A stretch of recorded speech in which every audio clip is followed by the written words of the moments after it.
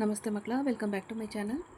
ಇವತ್ತು ನಾವು 10ನೇ ತರಗತಿಯ ಕನ್ನಡದಲ್ಲಿ ಇಂದಿನ ಶಿಕ್ಷಣದಲ್ಲಿ ಚಟುವಟಿಕೆಗಳ ಪಾತ್ರ ಈ ಒಂದು ಪ್ರಬಂಧದ ಬಗ್ಗೆ ನೋಡ್ತಾ ಹೋಗೋಣ ಮಕ್ಕಳ. ಮೊದಲಿಗೆ ಪೀಠಿಕೆ.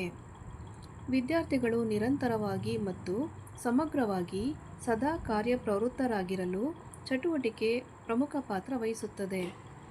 ವಿದ್ಯಾರ್ಥಿಗಳು ತಮ್ಮಲ್ಲಿ ಇರುವ ಪೂರ್ವಜ್ಞಾನದಿಂದ ತಮ್ಮಲ್ಲಿರುವ ಸ್ಥಳೀಯ ಸಂಪನ್ಮೂಲಗಳನ್ನು ಬಳಸಿಕೊಂಡು ಚಟುವಟಿಕೆಗಳ ಮೂಲಕ ಜ್ಞಾನವನ್ನು ಗಳಿಸಿಕೊಳ್ಳಬಹುದಾಗಿದೆ. ಇದರ ಬೆಳವಣಿಗೆಯನ್ನು ನೋಡೋಣ.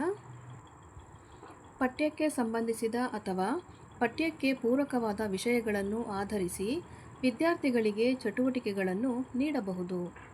ಉದಾಹರಣೆಗೆ ರಸಪ್ರಶ್ನೆ ಕಾರ್ಯಕ್ರಮ, ಏಕಪಾತ್ರಾಭಿನಯ, ಆಶುಭಾಷಣ, ಸಂವಾದ, ಚರ್ಚಾ ಸ್ಪರ್ಧೆ, ಮಾದರಿ ತಯಾರಿಕೆ, ಪ್ರಯೋಗಗಳು, ಚಿತ್ರಸಂಪುಟ ತಯಾರಿಕೆ, ಭಾಷಣ, ಸ್ವಾತಂತ್ರ್ಯ ಹೋರಾಟಗಾರರ, ವಿಜ್ಞಾನಿಗಳ, ಕವಿಗಳ ಕುರಿತಾದ ಮಾಹಿತಿ ಸಂಗ್ರಹ, ಹೀಗೆ ಹಲವಾರು ಚಟುವಟಿಕೆಗಳನ್ನು ವಿದ್ಯಾರ್ಥಿಗಳಿಗೆ ನೀಡಬಹುದು.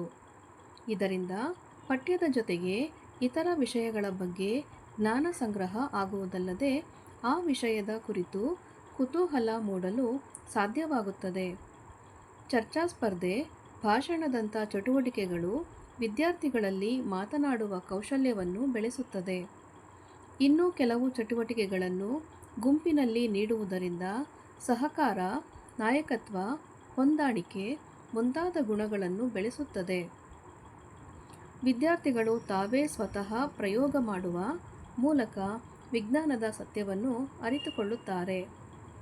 ಐತಿಹಾಸಿಕ ವಿಷಯ, ಕವಿ, ವಿಜ್ಞಾನಿಗಳ ಕುರಿತಾದ ಮಾಹಿತಿ ಸಂಗ್ರಹದ ಜೊತೆಗೆ ಮಾಹಿತಿ ಸಂಗ್ರಹವೂ ಆಗುತ್ತದೆ.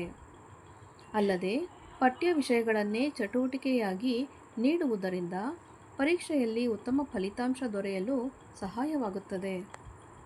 ನೆಕ್ಸ್ಟು ಉಪಸಂಹಾರವನ್ನು ನೋಡಿ ಮಕ್ಕಳ. ಒಟ್ಟಿನಲ್ಲಿ ಮಾಡಿ ಕಲಿ ನೋಡಿ ಕಲಿ ಎನ್ನುವಂತೆ ವಿದ್ಯಾರ್ಥಿಗಳು ಯಾವಾಗಲೂ ಚಟುವಟಿಕೆಯಿಂದಿರಲು ಚಟುವಟಿಕೆಗಳು ಸಹಕಾರಿಯಾಗಬಲ್ಲವು. ಕಲಿಕೆ ಆಸಕ್ತಿದಾಯಕವಾಗಬಲ್ಲದು. ಕಲಿಕೆ ನಿರಂತರವಾಗಿ ಮತ್ತು ಸಮಗ್ರವಾಗಿರಲು ಸಾಧ್ಯವಾಗುತ್ತದೆ ಎಂದು ಹೇಳಬಹುದು.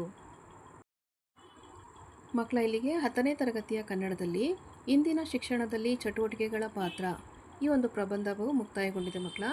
ಈ ಒಂದು ವಿಡಿಯೋ ನಿಮ್ಗೆ ಇಷ್ಟ ಆದಲ್ಲಿ ದಯವಿಟ್ಟು ನಮ್ಮ ಚಾನಲ್ನ ಲೈಕ್ ಮಾಡಿ, ಶೇರ್ ಮಾಡಿ, ಸಬ್ಸ್ಕ್ರೈಬ್ ಮಾಡಿಕೊಂಡು ನಾವು ಹಾಕುವಂಥ ಎಲ್ಲ ವಿಡಿಯೋನ ನೋಡ್ತಾ ನಮ್ಮನ್ನು ಎನ್ಕರೇಜ್ ಮಾಡ್ತಾ ಹೋಗಿ ಮಕ್ಕಳ. Thank you for watching. Bye bye.